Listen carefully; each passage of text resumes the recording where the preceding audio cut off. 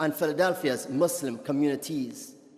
On the eve of America's 250th anniversary should do more than invite celebration.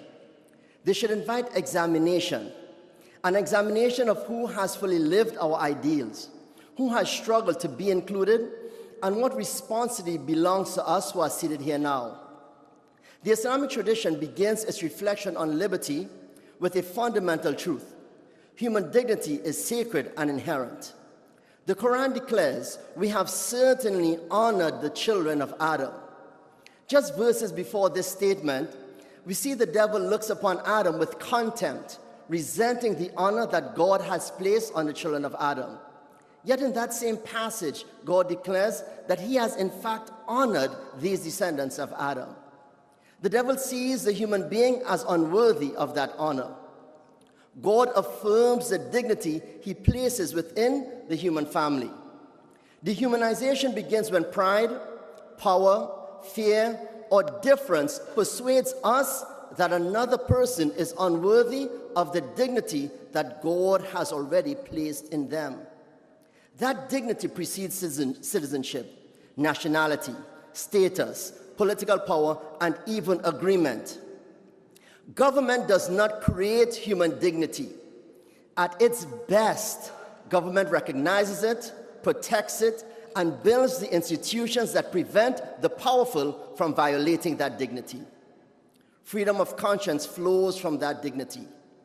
Conscience is where we wrestle with truth, accept more responsibility, and stand accountable before the Creator. Coercion cannot produce genuine faith. It only produces compliance. When fully realized, religious liberty protects moral agency, the freedom to worship, to question, to seek truth, to speak, and to live by that conviction without fear. The Prophet Muhammad, peace be upon him, he recognized this practical expression of that liberty in the principle of the establishment of the Charter of Medina.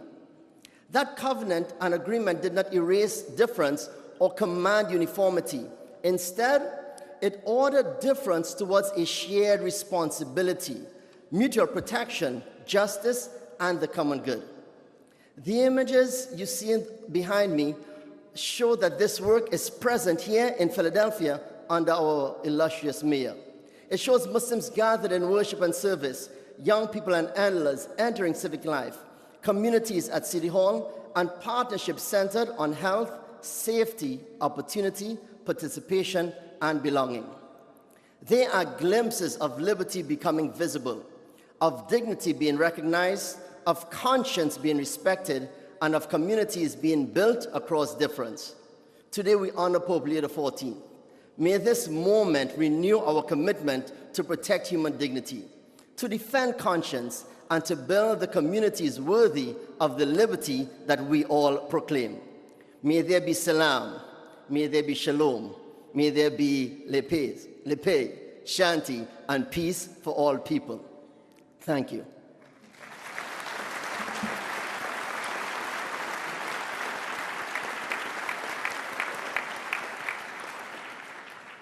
It is my distinct honor and pleasure to introduce two of my beloved colleagues, Rabbi Jill Madero and Reverend Louis A. Cortez, Jr.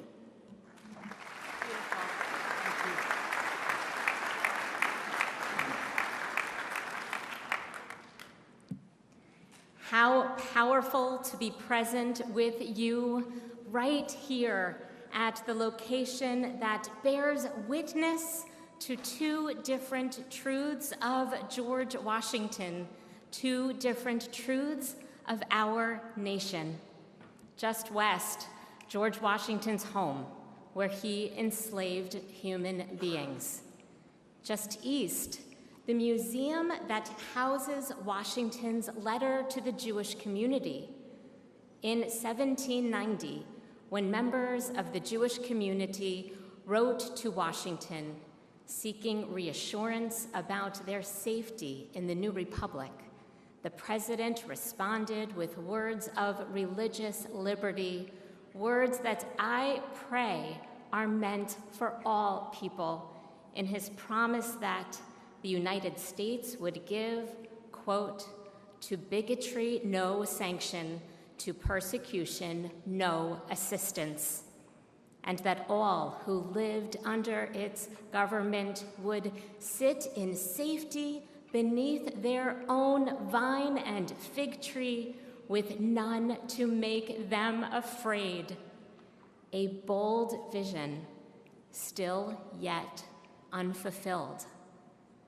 To stand here together hauntingly demonstrates the complexity of democracy and the imperative to protect each other, to do the work of multi-faith solidarity.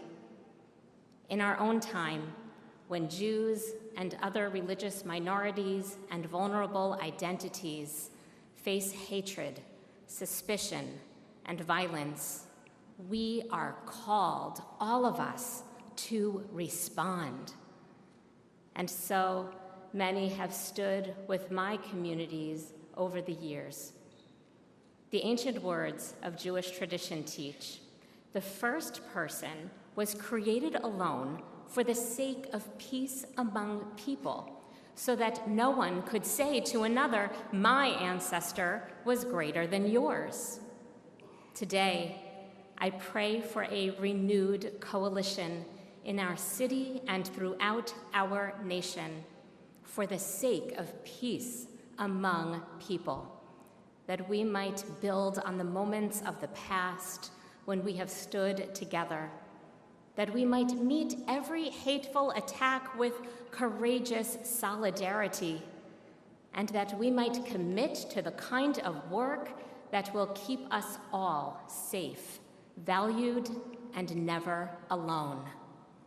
Holy One of blessing, may we who call God many different names, and those who do not call to God at all, proudly express our differences in this diverse nation, devote ourselves to understanding and protecting our neighbors. And may we see the divine in the eyes of every human being.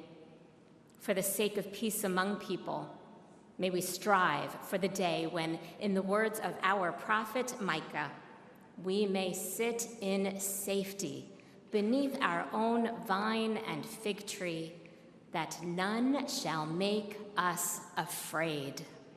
Amen.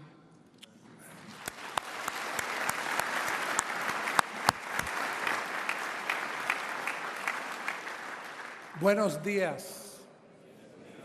Religious liberty is one of the defining principles of my Baptist faith. The freedom to believe, to worship, to live according to one's conscience is protected by the First Amendment of our Constitution, which prohibits the establishment of a national religion and protects the free exercise of religion. These protections recognize a fundamental truth. Matters of faith are too sacred to be personal and to be controlled by government. The idea of freedom of conscience has deep roots in both Scripture and American history. In Joshua 24:15, the people of Israel were challenged, choose this day whom you will serve. The call to follow God is presented as a choice rather than a command enforced by political authority. Likewise, Jesus taught, render unto Caesar the things which are Caesar's, and unto God the things that are God's. These words establish an important distinction between the responsibilities of government and the authority of God over our human souls. Throughout history, many nations joined religious and political power. While it was intended to create unity, such arrangements frequently resulted in persecution, discrimination, and the suppression of dissent. Individuals who held different beliefs were often denied the freedom to worship according to their convictions. The American founders sought a different path. They drew upon various religious, philosophical, and political traditions, including strong advocacy of Baptists and other dissenting groups. They established a constitutional framework that protected the religious liberty of all citizens. Freedom of conscience is not simply the right to worship.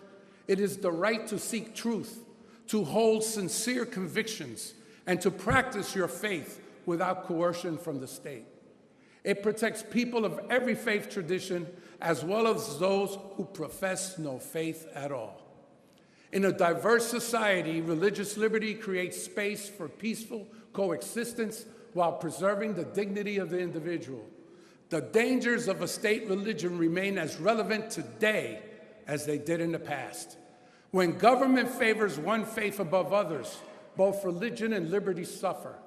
Faith can become a tool of political power, and those outside of favored traditions can lose equal standing in society.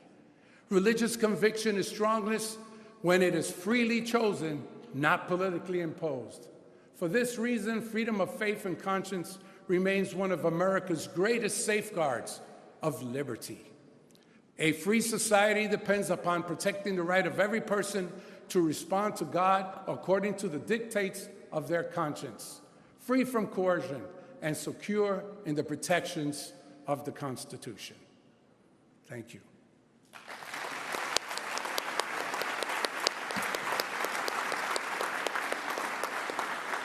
It is my pleasure to introduce Archbishop of Philadelphia, Nelson Perez.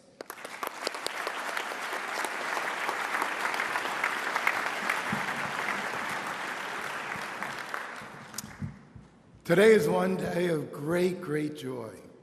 On behalf of the Catholic Church of Philadelphia region and all her people, I'm honored to express profound gratitude as the Liberty Medal is conferred on Pope Leo XIV.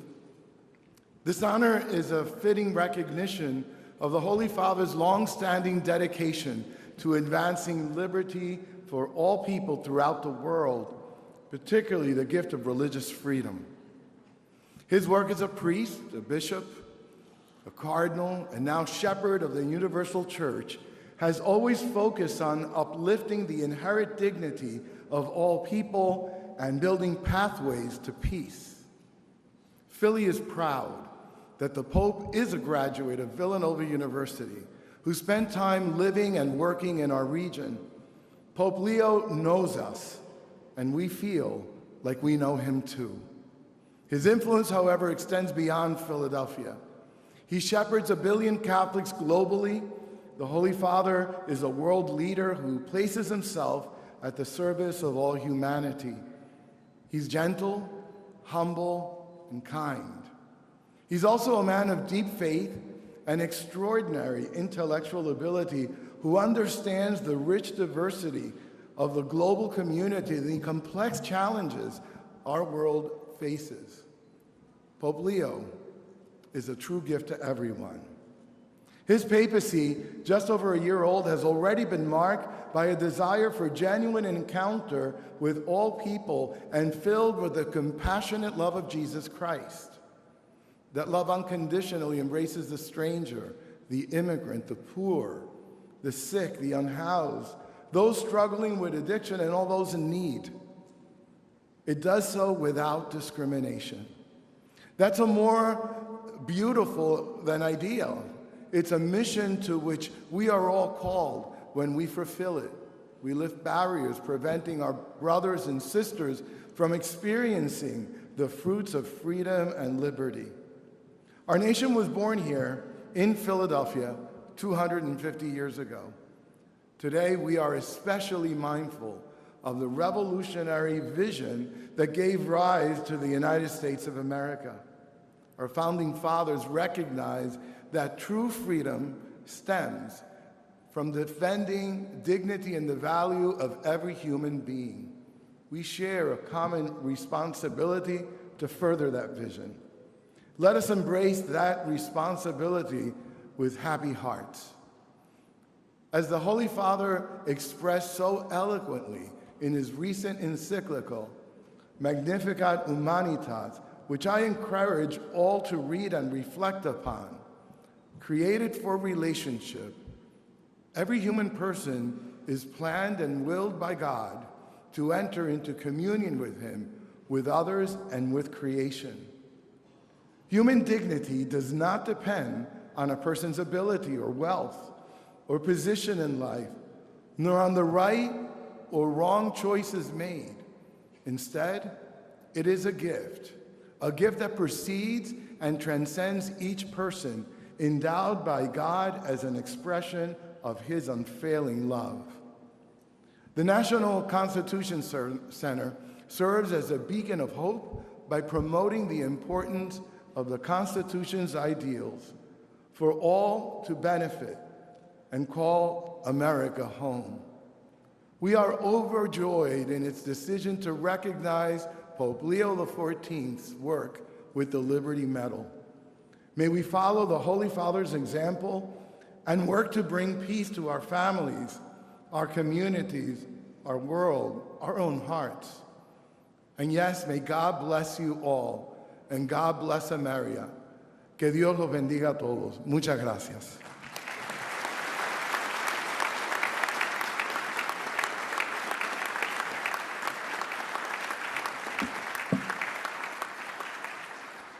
Thank you, Archbishop Perez.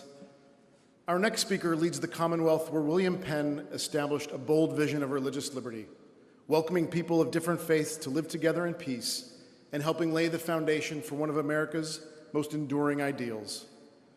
Governor Josh Shapiro has championed Pennsylvania's and Philadelphia's central role in America's 250th anniversary, helping showcase the Commonwealth's remarkable history to the nation and to the world. Please join me in welcoming the Governor of the Commonwealth of Pennsylvania, Josh Shapiro.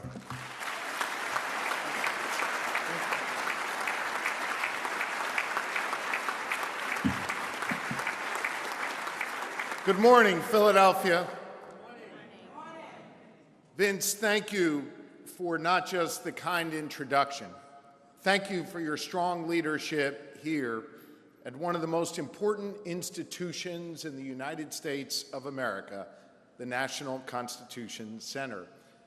I want to thank our history-making mayor and my friend, Mayor Parker, for her strong leadership every day, but particularly as the world's eyes focus on the city of Philadelphia. To our elected leaders, to our faith leaders, thank you for being here today.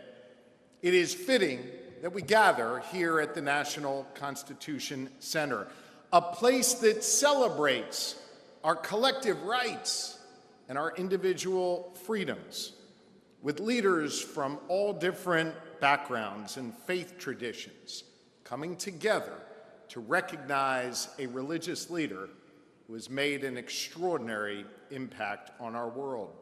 Someone who has devoted his life to religious liberty and done so much to protect that freedom, not just for people of the Catholic faith, but for people all across the globe. It was here in Pennsylvania, as Vince noted, just a few miles down the Delaware River, that our founder, William Penn, set out to establish our Commonwealth as one of the few places at the time that would be warm and welcoming to people of all different faiths. A place that would be defined by individual freedom, most notably the freedom to worship as you wish. A century later, 250 years ago tomorrow, our founding fathers gathered just across the way to declare their independence from a king and to build on the foundation of individual liberty that Penn laid right here in Pennsylvania, declaring not just their independence, but that each of us have a right to life, liberty, and the pursuit of happiness. About a decade later, their independence won. Delegates from across our new nation gathered in that very same room, the old Pennsylvania State House, to draft, to debate, and to sign the new U.S. Constitution and subsequently the Bill of Rights. In drafting the Constitution, they made sure that the very First Amendment would protect the freedom of religion for all Americans. You see, religious liberty has been a foundational value for Pennsylvania and for our nation since the very beginning. and that remains the case today.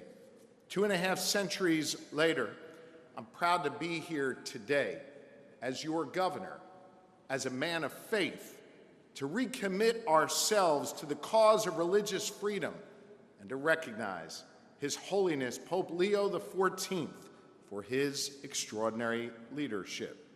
As the first American pope, and someone who we all know and feel proud to know was educated here in Pennsylvania in the Augustinian tradition of Villanova University, Pope Leo has consistently used his powerful platform on the world stage to assert that religious freedom is an essential right for all people.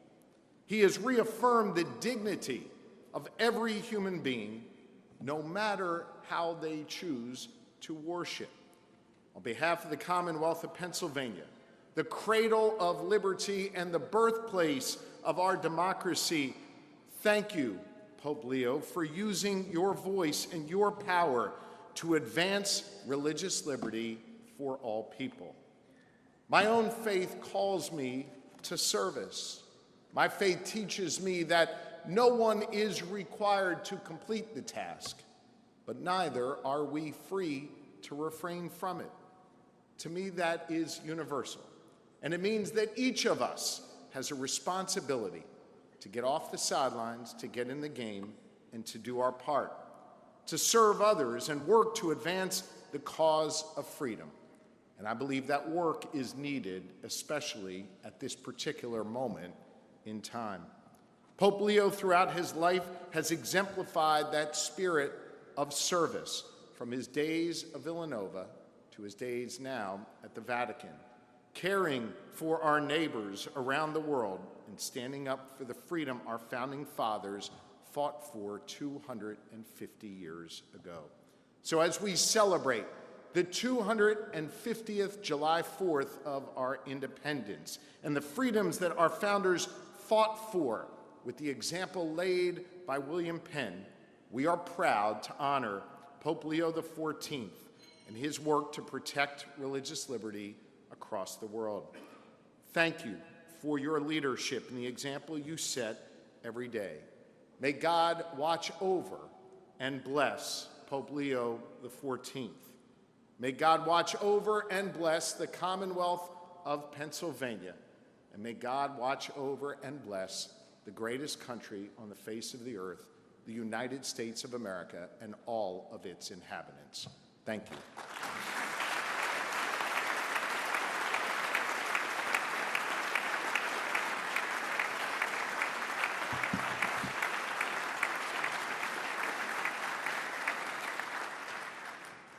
Thank you, Governor Shapiro. Earlier this spring, I had the extraordinary privilege of traveling to the Vatican with the delegation from the National Constitution Center, including Archbishop Perez, to present the 2026 Liberty Medal to His Holiness Pope Leo XIV. It was a remarkable trip. We came as a multi-faith group of civic leaders representing an institution grounded in the American constitutional tradition and committed to advancing civil dialogue across differences. In that setting, the principles at the heart of our work, freedom of conscience, human dignity, and the responsibilities of self-government, felt both deeply American and broadly shared across traditions. But before we hear directly from His Holiness, I'd like to share a brief look back at that unforgettable day at the Vatican.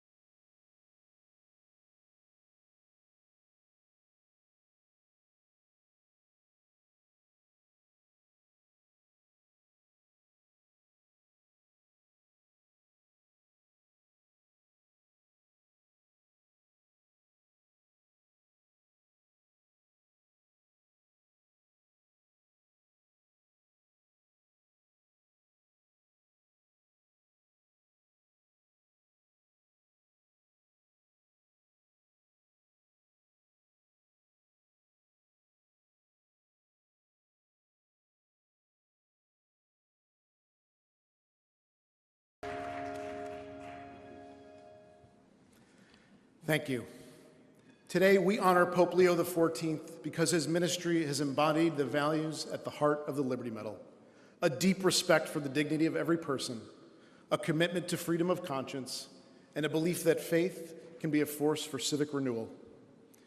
As America commemorates the 250th anniversary of its founding, it is especially meaningful that His Holiness joins us live from the Vatican to address the American people.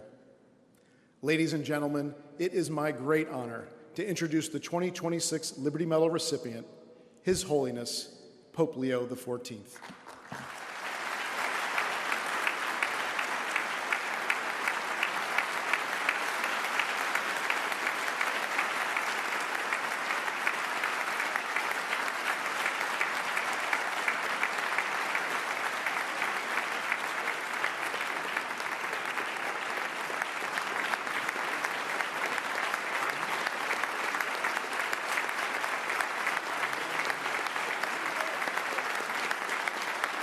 Thank you very much.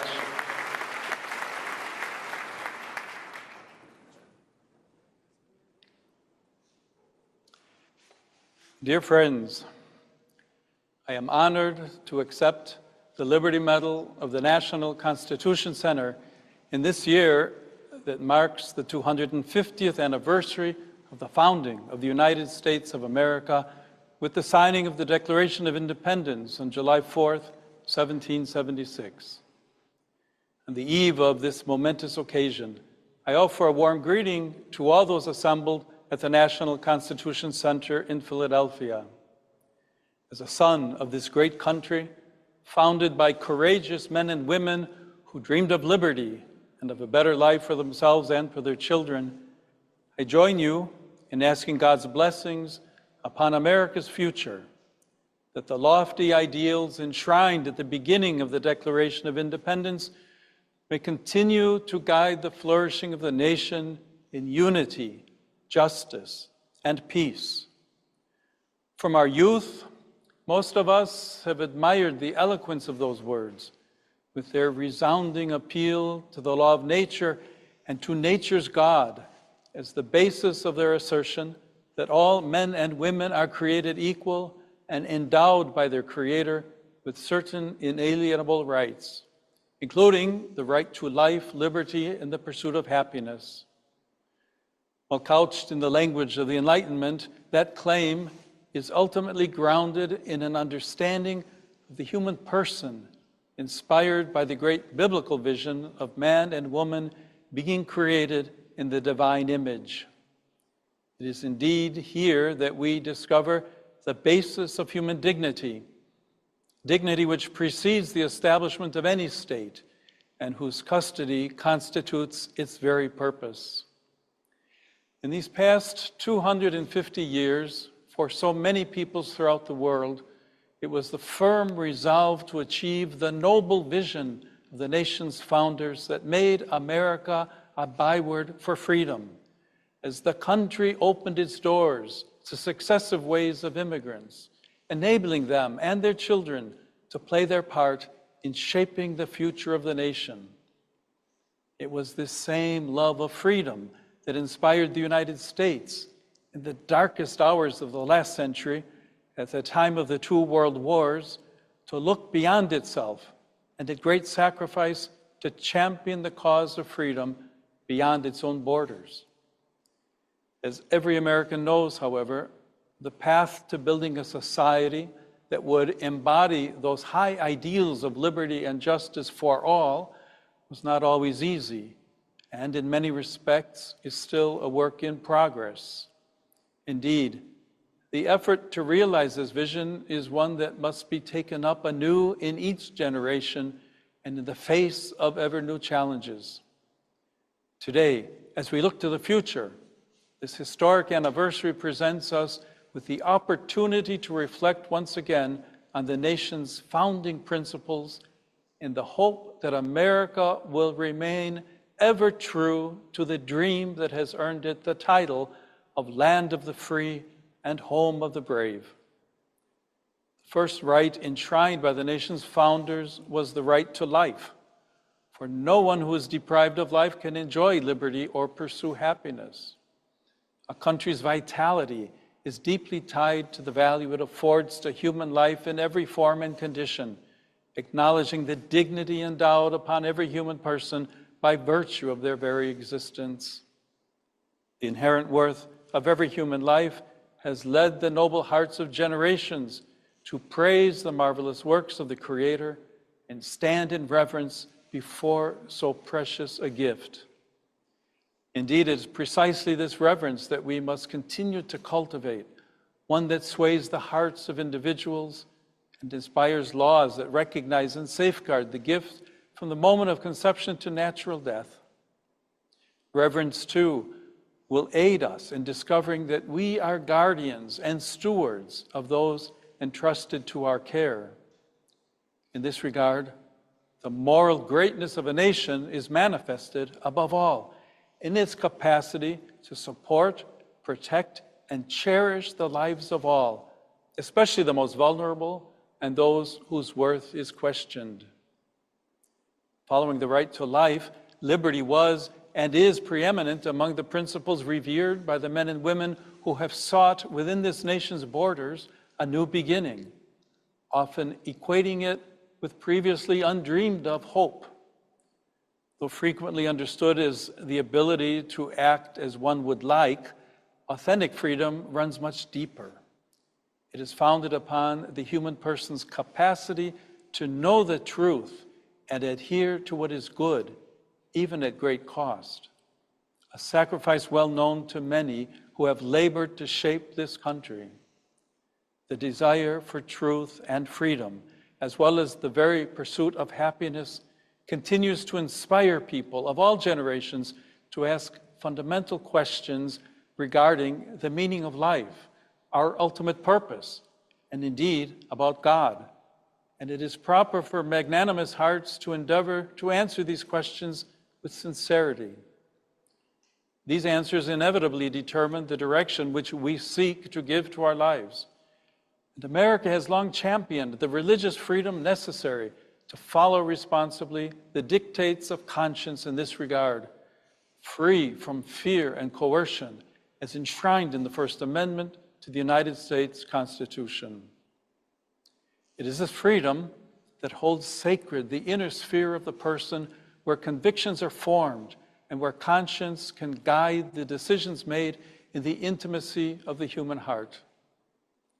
This same freedom also ensures the right of every person to worship according to one's own belief, and of individuals, communities, and associations to give public expression to their faith.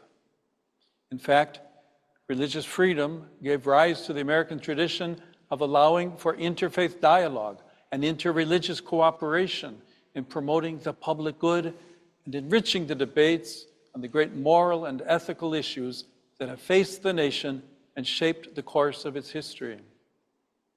It is my hope that this tradition will continue to bear fruit in a public discourse marked by moderation, respect for the views of others, and an ongoing effort to find common ground in promoting the cause of peace and reconciliation at home and abroad. The forebearers of this country, men and women of diverse backgrounds, religions, and languages, were able to find that common ground and the strength necessary to pursue a better future. The principles that inspired America's founders, rooted as they are in the truth of the human person, brought them together in a single cause, a common dream.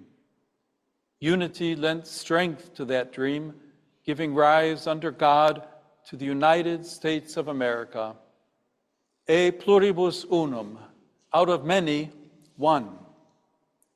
In order for a nation to flourish, it must be truly united. United not by goals bound to momentary endeavors, but by ideals that do not fade with the passing of time. May the principles we have reflected upon today, a shared human dignity, equality, and the rights laid out in the Declaration of Independence, ever be a source of such unity and a guiding light for the present moment and for the years to come. In accepting this award, I therefore pray that this, the 250th anniversary of the founding of this great nation, may be the occasion of a solemn recommitment to these ideals that have made America a country that values peace and prosperity, a country characterized by generosity and nobility of heart. I commend all of you, as well as the future of the nation, to the one who is himself the source of true freedom and lasting peace, the one whose very name is peace. May God bless America. Thank you.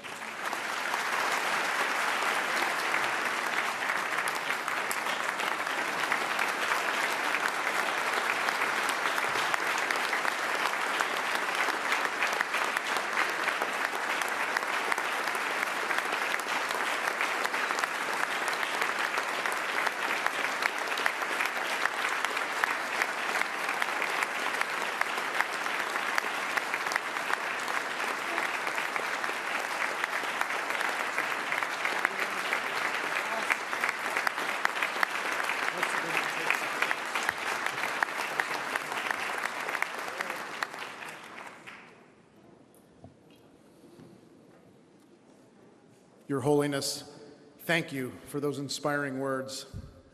On behalf of the National Constitution Center, our Board of Trustees, and everyone gathered here on Independence Mall and watching around the world, congratulations on receiving the 2026 Liberty Medal.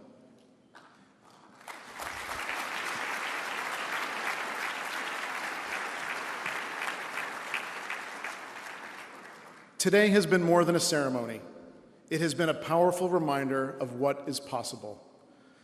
Here, where our nation's founding ideals first took written form, we have heard voices from many faith traditions joined in mutual respect.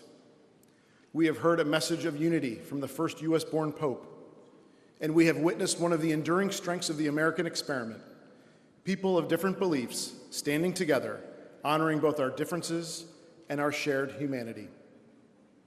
Freedom of conscience does more than protect our individual beliefs. It has been one of the great engines of the American experiment, empowering generation after generation to call our nation to live more fully up to its highest ideals. It is what makes moments like this possible and is what will carry the American experiment forward into its next 250 years. This is now our responsibility. We close today's ceremony with one of our nation's most beloved hymns, America the Beautiful. It is more than a celebration of our country. It's a vision of the nation we are still called to build. Let us work together to ensure America is always as beautiful in character as it is in its promise. It is now my pleasure to welcome the Cathedral Basilical Choir and the Archdiocesan Choir of Philadelphia to perform America the Beautiful. The lyrics can be found in your event program if you'd like to join us in song.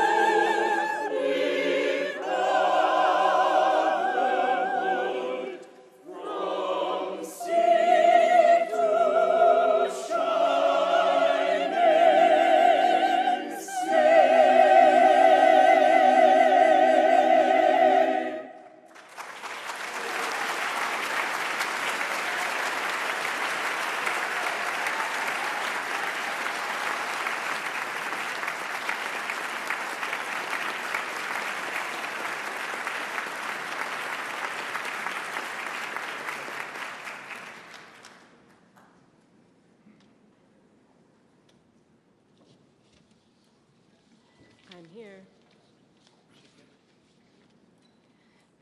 Thank you for attending the 2026 Liberty Medal ceremony in honor of His Holiness Pope Leo XIV. And please enjoy Philadelphia's celebration of the 250th year of this nation.